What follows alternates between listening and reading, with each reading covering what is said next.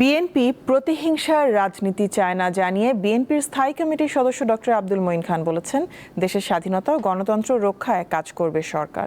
মঙ্গলবার বিএনপির প্রতিষ্ঠাতা সাবেক রাষ্ট্রপতি জিয়াউর রহমান ও সাবেক প্রধানমন্ত্রী বেগম খালেদা জিয়ার কবর জিয়ারত শেষে তিনি সাংবাদিকদের এসব কথা জানান।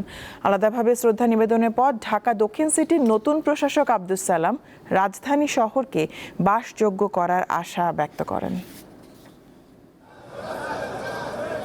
নরসিংদীর ৫টি আসনের সংসদ সদস্যদের নিয়ে মঙ্গলবার বিএনপির প্রতিষ্ঠাতা সাবেক রাষ্ট্রপতি জিয়াউর রহমান ও সাবেক প্রধানমন্ত্রী বেগম খালেদা জিয়ার কবর জিয়ারত করেন দলটির স্থায়ী কমিটির সদস্য ডক্টর আব্দুল মঈন খান। পরে সাংবাদিকদের প্রশ্নের জবাবে বিএনপির এই প্রবীণ নেতা বলেন, বিএনপির হাত ধরে বারবার ফিরে আসা গণতন্ত্র এবং স্বাধীনতা রক্ষা করতে হবে সবাইকে। ৫ই আগস্ট ২০২৪ সালে যে ছাত্র জনতার যে বিপ্লব হয়েছে তারই ধারাবাহিকতায় আমরা বাংলাদেশে গণতন্ত্র ফিরে এনেছি।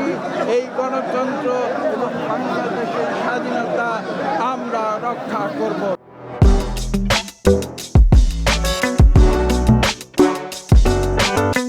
এছাড়াও সাবেক রাষ্ট্রপতি ও প্রধানমন্ত্রীর কবর জিয়ারত করেছেন ঢাকা দক্ষিণ সিটি কর্পোরেশনের নতুন প্রশাসক বিএনপি চেয়ারম্যানের উপদেষ্টা ও বীর মুক্তিযোদ্ধা আব্দুস সালাম। এ সময় তিনি বলেন, রাজধানীকে বাসযোগ্য ও আধুনিকায়নের লক্ষ্যে দীর্ঘমেয়াদী পরিকল্পনা গ্রহণ করবে সরকার। যদি কোথাও কোনো দুর্নীতি হয়ে থাকে তাহলে সেগুলো সরকারের যথাযথ পদক্ষেপ গ্রহণ করবে, সেটা অন্তত আমরা করতে হবে। জনগণের সচেতন হতে হবে। পরিষ্কার পরিচ্ছন্নতা শুধুমাত্র সিটি কর্পোরেশন করতে পারবে না যদি জনগণ নাগরিক সচেতন না হয়।